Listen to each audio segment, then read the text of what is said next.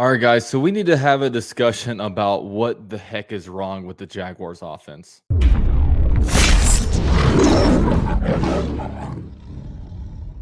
Now, before we get into this video, I do want to give a big shout out to this video sponsor. Now, are you guys tired of constantly receiving spam calls to your phone to the point where you don't really answer anymore? Now, I am lucky because I live in a 407 area code and my cell phone goes back to the 904. But I haven't lived in Jacksonville in over 10 years. And you guys won't believe the amount of 904 calls that I get every day. And look, if I get a 904 call, I haven't lived in Jacksonville in over 10 years. I know that it's a spam call, and it's crazy the amount of calls I get every single day from the 904 area code. Guys, data brokers are making a fortune selling your information to robocallers, spammers, and others who want to learn more about you, just like where you live. Now, Aura, who is a sponsor of this video, can identify data brokers exposing your info and submit opt-out requests on your behalf.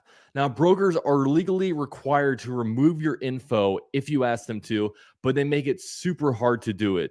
So you guys can let Aura do that all for you. Aura also does so much more to protect you and your family from online threats that you can't see. It's really easy to set up, so you don't have to go out and download a bunch of different apps to get things like parental control, antivirus, VPN, password management, identity theft insurance, and all that stuff. Like, you get everything at one affordable price. Let Aura do the hard work of keeping you safe online so you can focus on other tasks with peace of mind. You can either let people continue to exploit and profit off of your private information online, or you can hit the link in the top of my description box. It's going to bring you to Aura, and that link is going to give you a 14-day free trial. Huge shout out to Aura for coming over to my channel and allowing me to give this to my subscribers to keep them safe online. And with all that said, let's get into the contents of this video.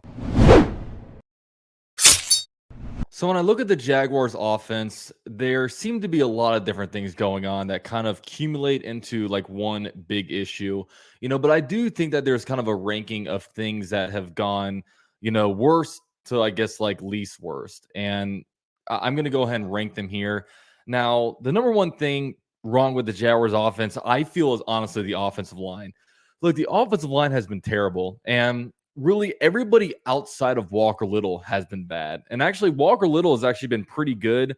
According to PFF, he's only let up one pressure out of 88 passing snaps, which is actually the third best amongst tackles. So that is pretty good. But everybody else has been bad. And when you look at this last game, each of the starting offensive linemen, when you look at left guard, Ben Barch to Luke Fortner to Brennan Sheriff to Anton Harrison, each of them allowed 3 pressures last game, while Walker Little allowed 0. And look, the Jaguars getting no push in the run game. And it's funny because this offseason, the coaches were wearing like 31st ranked, offensive lineman shirts as a way to kind of motivate the offensive line to be better. And they all thought that there's no way that 31st ranked offensive line, but right now you look at it and things aren't super good with the Jaguars offensive line right now. And, if we're being honest, we're definitely a bottom 5 offensive line unit right now. I don't know what the heck is going wrong with it. I mean, I never thought I would be wanting Cam Robinson to come back so bad. I imagine when Cam Robinson comes back, Walker Little will be at left guard. And then, Ben Barch goes to the sidelines a little bit because, look, maybe Ben Barch has returned too early. Like, maybe they're trying to try him out a little bit because they think his ceiling is higher, than Tyler Shatley's. But man, like, it feels like we brought him in too early because he's just getting worked on the interior right now. And, I believe it might have to do something with strength. And, the interior of the offensive line is banged up. I mean, Luke Fortner and Brandon Sheriff are dealing with ankle injuries. And then Anton Harrison is just flat out not as good as Chris Jones. And, he got worked last game. So you would have thought that, they would have brought in a tight end sooner to kind of help out those guys. So, yeah, that's the main thing I would do. Like, get some help with like Britton Strange and, and Luke Farrell to come help out the offensive line a little bit. And just, I feel like we have a good offensive line coach. Phil Rauscher is known to be a good offensive line coach. And we saw how much better the offensive line got last year, with the new coaching. But I don't know what it is. Is it? I'm not smart enough to know the X's and O's. Is it all about execution? Is it just the philosophy that these guys just aren't being tough enough? I don't know, but you know, there's no reason for the drop off to be that big between this year and last year. But yeah, the offensive line, it just has to get better. Now, number two biggest problem on this offense, especially I'm looking at this last game against the Chiefs. This is probably gonna be a hot take, but I say it's Trevor Lawrence, man. Like Trevor Lawrence, yes, he was pressured a bunch by the offensive line, and that's one reason why I put the offensive line at number one. But Trevor Lawrence made some critical mistakes in, very, very big moments, especially in the red zone. He was over 7 in the red zone last game passing. And look, on the first and goal at the one, there was an RPO. We decided to keep the ball and try to run around the edge. That play worked against the Titans, but in this game, it wound up in like a 4-yard loss. He overthrew a wide open Zay Jones in the end zone. On a 4th and 5, this wasn't the red zone, but he had Kirk wide open. For some reason, he decided not to throw it when we've seen Trevor Lawrence make that throw, so many times. Even he threw a ball to a covered Evan Ingram on a 3rd down, I believe it was, when Trevor probably could have ran it for a 1st down. So, all kinds of just not great decisions made by Trevor Lawrence. Now, do I still believe in Trevor Lawrence? Absolutely, man. I think Trevor Lawrence is our franchise quarterback, and I'm honestly not really worried about him in the slightest. But I do think that, look, players have bad games, and I think we just need to hold players accountable, and we need to hold Trevor Lawrence accountable. And I know he definitely understands that. Hey, I need to be better, especially when you watch the film. There were so many learning moments from that game where it's like, make those throws, make the right reads. Everything's right there for you. You just have to like execute better. And when you look at like week one, look, Trevor Lawrence had some insane throws in week one. I mean, just some stuff that like, that most quarterbacks just can't make it. But week two was a little bit of, a back step for him. But, I still have full confidence in him, but I'm not just going to sit here and blindly say Trevor Lawrence is okay.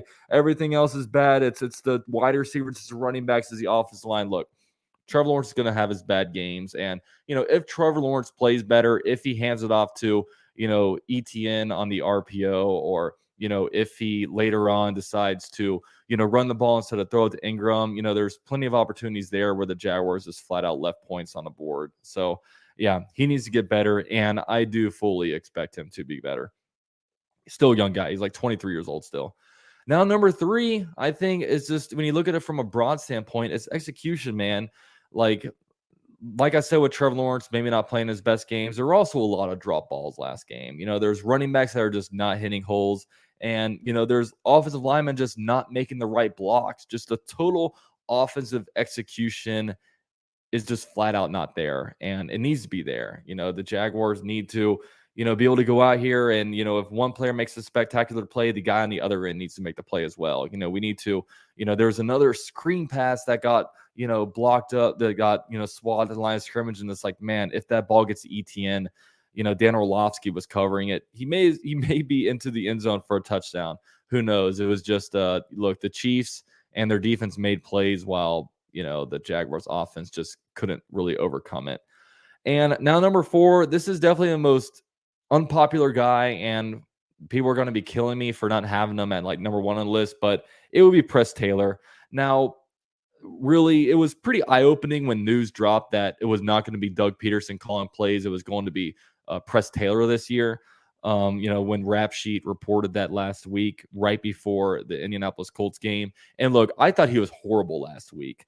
I thought this week it was a little bit better. There were still some plays I didn't like, but this week I thought it was mostly about just players executing his plays.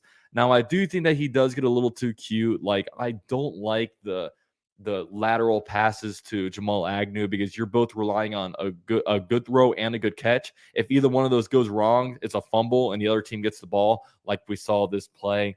I think just some of the horizontal stuff is driving me nuts. I'd love to start going downfield and attacking downfield more. Now, I know it feels like the offensive line isn't holding up enough for us to do that, and maybe our run game isn't going good enough to really allow the pass game to get going. But I do think overall, Press Taylor can learn. Like, I remember last year, especially, over the first 8 weeks of the season, everybody wanted Mike Caldwell to be gone. It's like, this defense is horrible. And us as fans were just like, okay, I know how to fix it, guys. Bright idea. Guys, I know how to fix this team. Fire the coordinator. You know what I mean? And people are automatically saying, okay, shift play calling responsibilities back over to Doug. But Doug Peterson said that in the second half of games last year, it was Press Taylor calling plays. So according to Doug Peterson, it was Press Taylor that called the 17-point comeback against the Raiders.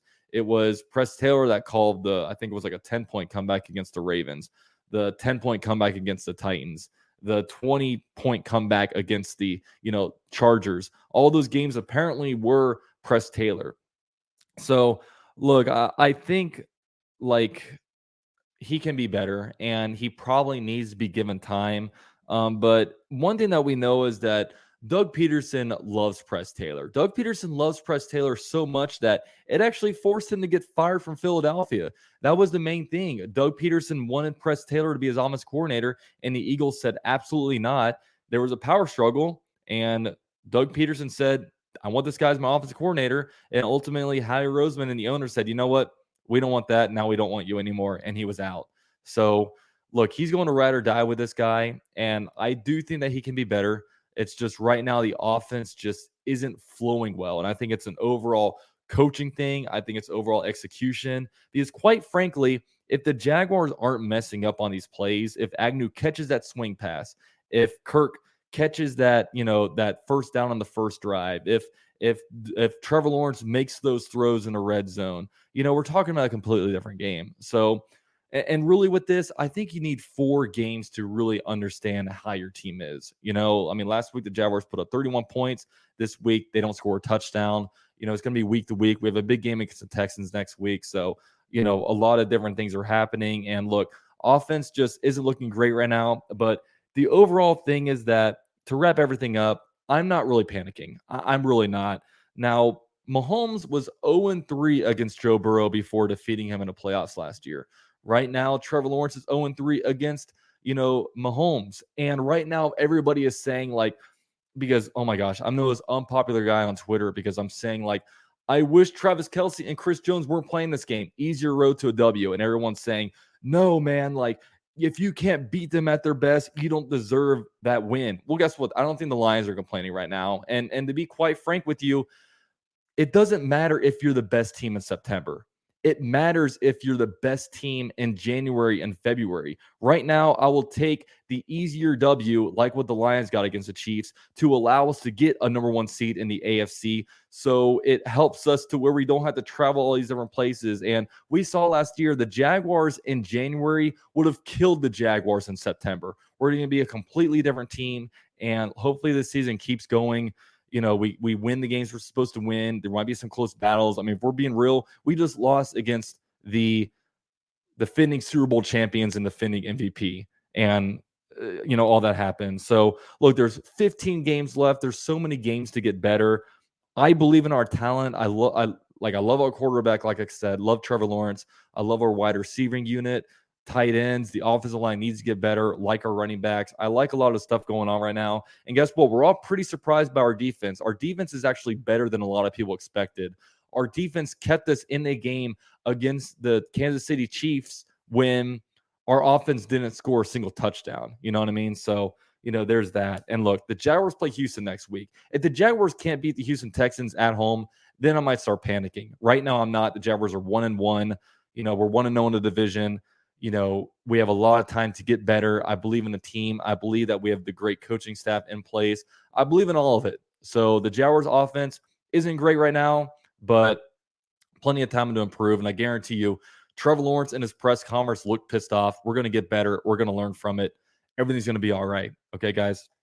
So with all that said, thank you guys for watching this video. Please drop a like for me on your way out. Let me know your thoughts down below. It's a little bit, comment section's a little bit all over the place right now. I'm getting a little bit of heat for defending this team, but look, I get emotional too. I really do, but I also understand when you look at things from a broad standpoint, we're 2 games in with 15 games left. We have a lot more games, left to, become better. But thank you guys for watching. Go Jags.